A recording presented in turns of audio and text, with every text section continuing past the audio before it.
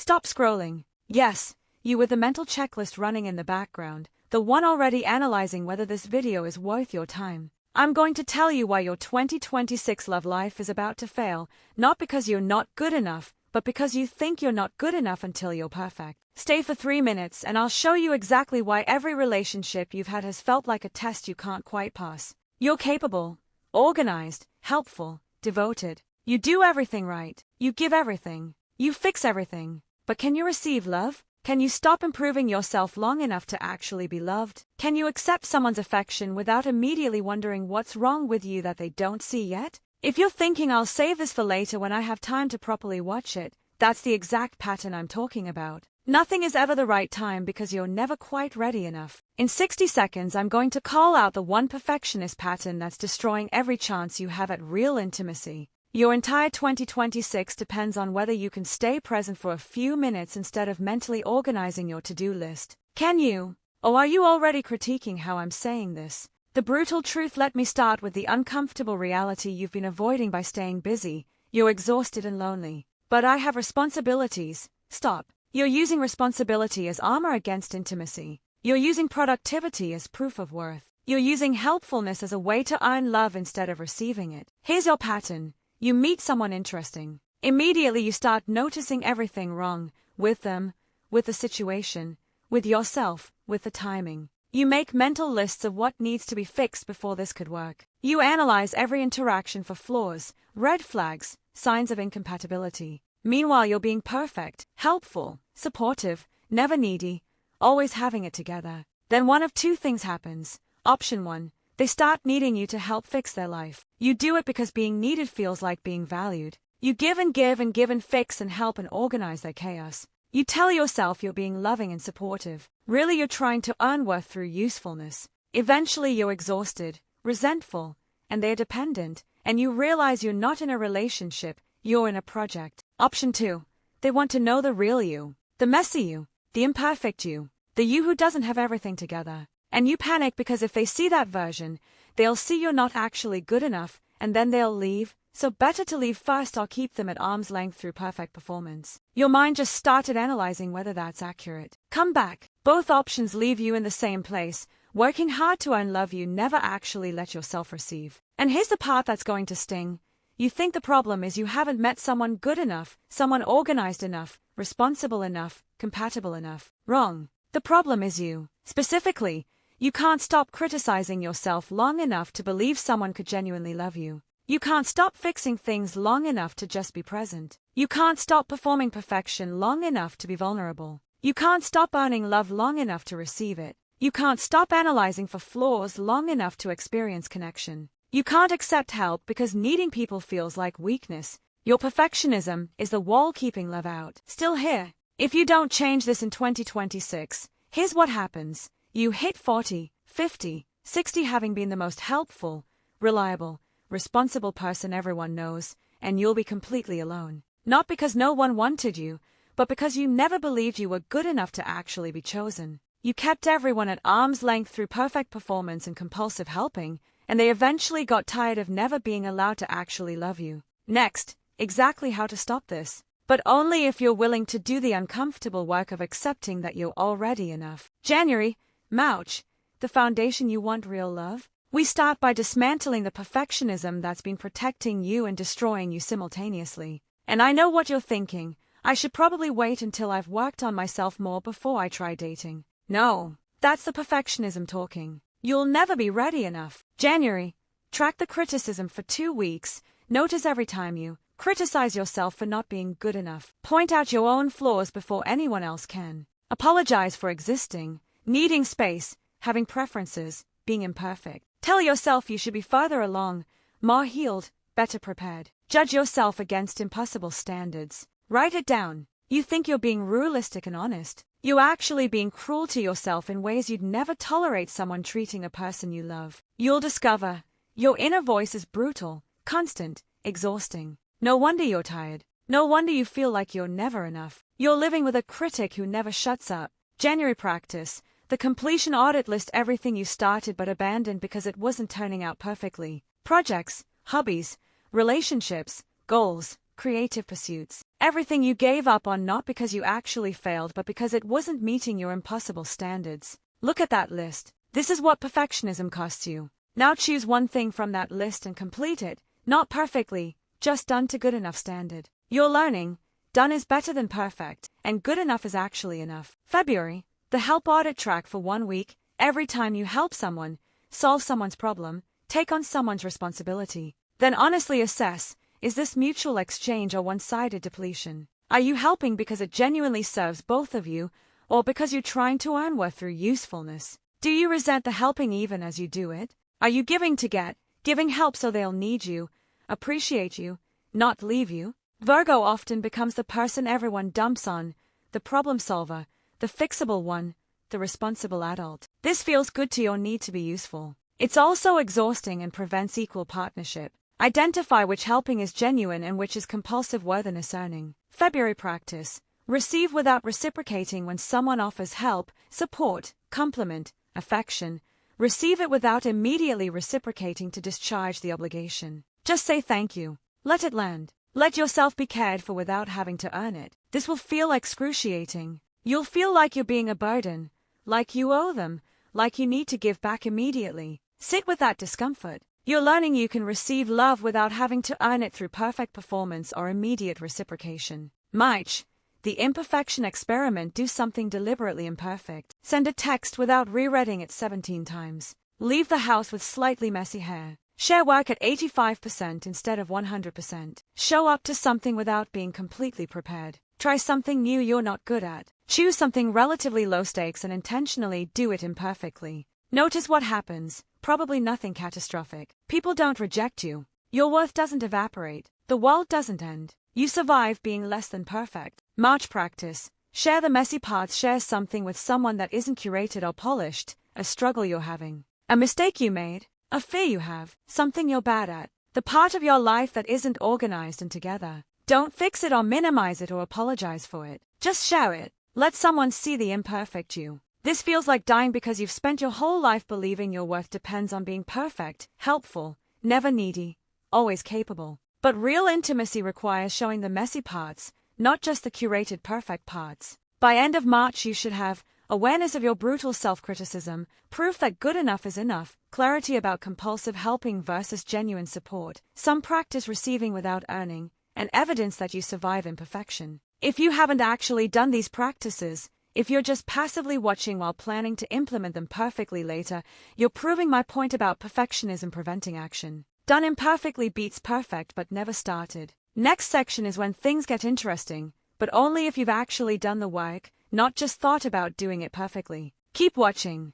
April, June, the meeting you've done the work. You can notice your self-criticism without believing it. You can complete things at good enough instead of abandoning them for not being perfect. You can receive help without immediately reciprocating. You can show up imperfectly. Now you're ready. Spring 2026 has potent energy for Virgo connections. You're going to meet people who appreciate your gifts without requiring you to be perfect, who see your capability and also your humanity. But here's the test. You'll want to be perfect for them. Never needy, always helpful, totally together. Don't. That's the old pattern. That's why you're here. The meeting probably happens in spring. You'll know them because they'll see you, not just what you do for them, but actually you. And it'll terrify you because what if they see you clearly and realize you're not actually that impressive? That fear is how you know it's real. If you feel totally comfortable and in control, you're probably performing perfection rather than being real. What not to do? Immediately start helping them solve all their problems. Hide every flaw,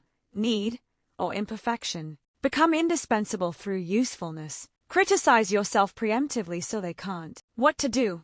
Let them see you're human, not just capable. Ask for what you need instead of pretending you need nothing. Show up as you are, not as you think they need you to be. Let them help you with something. April practice. The imperfect date when you spend time together.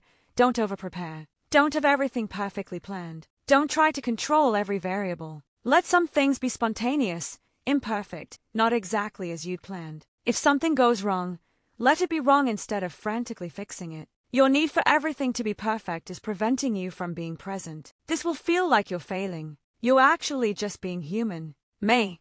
Don't overfunction. This is when you usually take over. They mention a problem.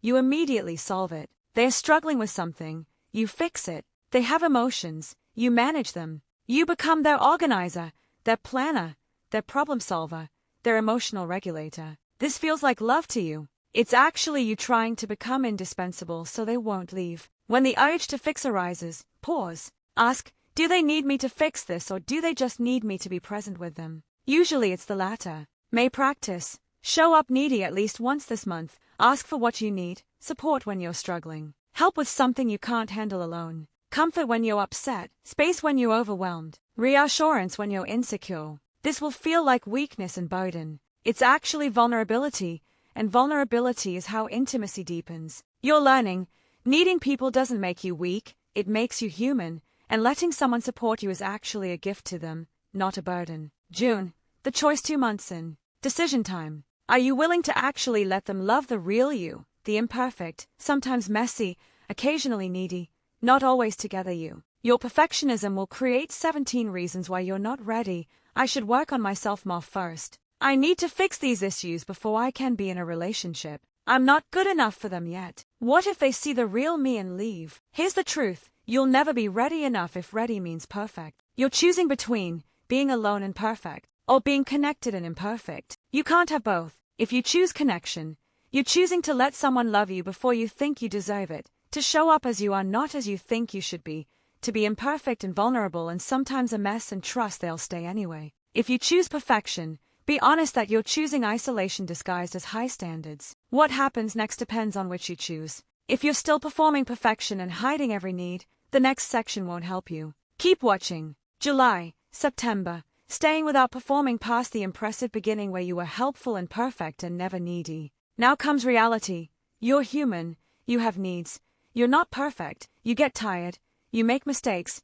You need support. Danger zone. This is where you usually double down on being perfect. Start resenting them for all the giving you did that they never asked for. Criticize yourself for every flaw they might be noticing. Get anxious they are seeing the real you. Create distance before they can leave you. July through September tests whether you can stay and be real instead of leaving or performing. Stop. Listen. July, the performance ending. You've been performing perfect partner, never needy, always helpful, totally together, solving all problems, managing all emotions, being everything they need. You're exhausted. They don't actually know you. This month, stop performing. Let them see you tired. Let them see you struggling. Let them see you unable to fix something. Let them see you having needs. Let them see you imperfect. This feels like the relationship will end if you stop being perfect, but relationships built on perfect performance were never real relationships. They were you auditioning for a role you can't sustain, and eventually you either collapse from exhaustion or leave from resentment. Depth practices. Stop overfunctioning.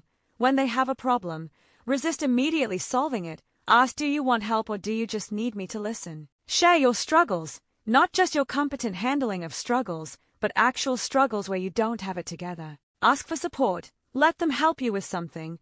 Let them comfort you. Let them see you need them. Stop apologizing for existing. Notice how often you apologize for having preferences, needs, feelings, space requirements. Stop apologizing for being human. August. Navigate criticism by August. Conflicts arise. They'll criticize something you did, question something you said, point out something you missed. Your Virgo instinct. Spiral. Catastrophize. Take it as evidence you're not good enough. Work yourself to death trying to fix it, or withdraw to protect yourself from more criticism. New pattern. Receive criticism without spiraling. Thank you for the feedback. Evaluate objectively. Is this accurate and useful? If yes, use it to improve. If no, discard it. Either way, don't let it destroy you. Your worth isn't determined by perfect performance. Criticism is just information, not evidence you're inadequate. Also practice giving feedback without being cruel to yourself or them. You can express needs and concerns without turning it into character assassination. September. Integration 6 months in. They've seen you imperfect, needy, struggling, not having it together. They're still here. This is confusing to you because you believed love had to be earned through perfect performance, but hey, they are loving you without you being perfect, which means either they are broken and don't have good standards, or you were wrong about needing to be perfect to be loved. You were wrong. Integration means letting them fully into your life, introducing them to people who know the real you, talking about future, letting them see your home when it's messy, letting them see your life when it's chaotic, sharing the parts of yourself you've been hiding. By end of September, you've stopped performing perfection, survived being imperfect and seen, received support without earning it, handled criticism without spiraling. Or you couldn't tolerate being imperfect and you pushed them away or left. Be honest about which happened. Next section tells you exactly how perfectionism sabotages love and how to stop it. If you skip this, you'll repeat the same pattern forever. October, December, transformation final quarter. If you're still together, this is where you discover you're actually lovable without being perfect. October, celebrate good enough 7-8 months in. Virgo tendency, focus on everything that's not perfect about the relationship, yourself, them, the situation. You can list 17 things that could be better. New practice, gratitude for what actually is, not critique of what isn't. What's actually working? What do you appreciate about them? What has this taught you about receiving love? Where have you grown? Celebrate that you've made it this far while being imperfect. That's actually more impressive than being perfect for 2 weeks then disappearing. November, future without fixing, talk about future. Where is this going? What do you both want? What would long time look like? Your instinct, immediately create mental list of everything that needs to be fixed before future is possible. Resist, vision future as it could be with 2 imperfect humans choosing each other, not as it could be if you both became perfect first. You don't have to have everything figured out. You don't have to be perfectly healed. You don't have to be completely ready. You just have to be willing to build something together while being imperfect. December, deepen without earning, end the year receiving love without earning it. Let them do something nice for you without reciprocating immediately. Let them support you without you fixing them in return. Let them love you just because, not because you've been useful enough to deserve it. Tell them what they mean to you, not what they do for you, but who they are and what you appreciate. Virgo struggles with expressing appreciation that isn't task-based or achievement-focused. Practice appreciating them for existing, not just for doing. By end of December, you should feel genuinely loved for who you are, not what you do, more self-accepting even while imperfect, grateful for relationship even with its flaws, relieved to finally stop performing. If it didn't work, that's okay if it taught you something. Reflect honestly. Where did perfectionism sabotage it? Where did compulsive helping create resentment? Where did you push them away by never letting them actually see you? Don't let a failed relationship mean you retreat to "I knew I wasn't good enough." Let it mean you're learning that love requires imperfection, vulnerability, receiving, not just perfect performance and compulsive giving. By December 31st, ask, can I receive love now, or am I still trying to earn it through perfection? If you're still learning, you haven't learned what 2026 was trying to teach you. Next is critical, the exact perfectionist patterns that destroy intimacy and exactly how to stop them. Don't skip this. The sabotage patterns. You can do everything right and still sabotage yourself when these patterns arise. Catch them or repeat them forever. Compulsive helping. Even in equal partnership you overfunction, solving all problems, taking all responsibility, managing everything, fixing everything, anticipating every need. You tell yourself you're being loving. Really you're trying to become indispensable so they can't leave. This creates resentment in you and dependence in them. Neither is love. When the urge to fix arises, pause. Did they ask for help or are you volunteering to earn worth? Perfectionism performance. You hide every flaw, need, struggle, believing if they see the real you they'll leave. So you perform perfect, never needy, always capable, totally together. This prevents intimacy because they can't love someone they don't actually know. When perfectionism says don't show them that, show them that. Real love requires seeing and being seen, not performance and admiration. Criticism spiraling. They give one piece of feedback and you spiral into I'm not good enough, I'll never be good enough, they're going to leave, I should leave first. One criticism becomes evidence of total inadequacy. This is exhausting for you and them. Feedback is just information. Receive it, evaluate it, use it or discard it, move on. Your worth is not determined by perfect performance. The fixing project. You meet someone who needs fixing and you volunteer. Their chaos needs your organization. Their problems need your solutions. Their life needs your management. You tell yourself you're being supportive. Really you're trying to earn love through usefulness. Eventually you're exhausted and resentful and they're dependent, and you realize you're not in a relationship, you're managing a project. Don't date fixer-uppers. Date equals. Self-improvement delay. I'll be ready for relationship after I heal this, fix that, improve this, work on that. You'll never be ready if ready means perfect. You're using self-improvement as excuse to avoid vulnerability. Stop preparing to be ready and just show up as you are. People to avoid. The project. Someone who needs fixing. Your Virgo instinct says you can help them become better, but you can't love someone into wholeness, you'll just exhaust yourself trying. The critic, someone whose standards are as impossible as yours, you'll spend the whole relationship trying to be good enough for someone who thinks no one is good enough. The taker, someone who loves being helped but never reciprocates, they'll drain you dry while you tell yourself being useful means being loved. People to choose, the reciprocal helper, someone who both gives and receives support, who helps you and lets you help them, who sees partnership as mutual, not one-sided. The imperfection acceptor, someone comfortable with mess and imperfection, who doesn't need you to be perfect, who can see your flaws and love you anyway. The appreciator, someone who appreciates your gifts without requiring them. They like that you're helpful and organized, but they don't love you because of it. They love you in spite of having those qualities or without needing them. Choose wisely. People either enable your perfectionism or help you heal it. There's no neutral. Final section determines whether this year transforms you or just confirms your belief that you're not good enough. The final choice we're at the end. Choice point. Choice 1. Take everything and actually integrate it. Stop performing perfection. Stop earning love through helping. Start receiving love as you are. Stay imperfect and present. 1 year from now, still capable and organized but also able to receive, still helpful but not compulsively, in a real relationship where you're actually known and loved, or genuinely capable of one when you meet someone. Choice 2. Dismiss this as nice information. Go back to perfectionism and compulsive helping and performing instead of being real. Tell yourself you'll work on it after you've improved yourself more. 1 year from now, still exhausted from helping everyone while receiving nothing, still alone despite being everyone's favorite reliable person, still believing you're not good enough to be loved, exactly where you are now but more resentful and exhausted. Which are you choosing? Most people will watch this, agree with everything, feel momentarily inspired, and then go back to perfectionism because perfect feels safer than vulnerable even though perfect keeps you isolated. Don't be most people.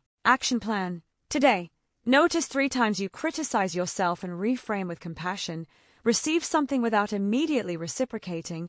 Do one thing imperfectly on purpose. This week, complete something at good enough instead of abandoning it for not being perfect. Ask someone for help with something. Share something messy about your life. This month, if you meet someone, let them see you're human, not just capable.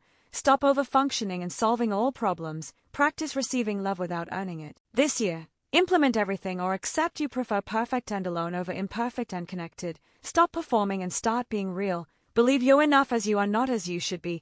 Receive love, not just give it. You're going to die someday. You will not wish you'd been more perfect, more helpful, more productive, more organized, more together. You'll wish you'd been more present, more vulnerable, more accepting of yourself, more willing to receive love, more connected. You know this is true. Most people live like they don't know it until it's too late. Don't be most people. 2026 isn't just another year to work on becoming good enough, it's your opportunity to realize you already are. Right now, what are you choosing? Perfect performance or vulnerable presence? Owning love or receiving it? Helping everyone or letting someone help you? Being impressive or being known? Choose, then act. Because knowing changes nothing, only doing changes everything, and you already know everything intellectually, Virgo.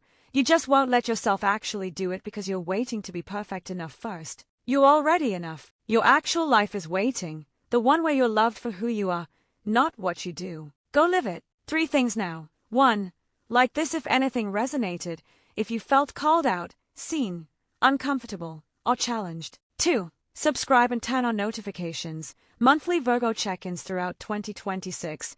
You need the accountability. 3. Comment your commitment. I commit to starting today. I'm releasing. Hold me accountable. Public declaration creates real accountability. Share this with any Virgo who's exhausted from helping everyone, who can't receive love, who's waiting to be perfect before being worthy. They need this too. This isn't just astrology. This is a perfectionism intervention. Use it or spend another year exactly where you are, being everyone's helper while going home alone, wondering why no one loves you when the truth is you never let anyone close enough to actually love the real you. The choice is yours.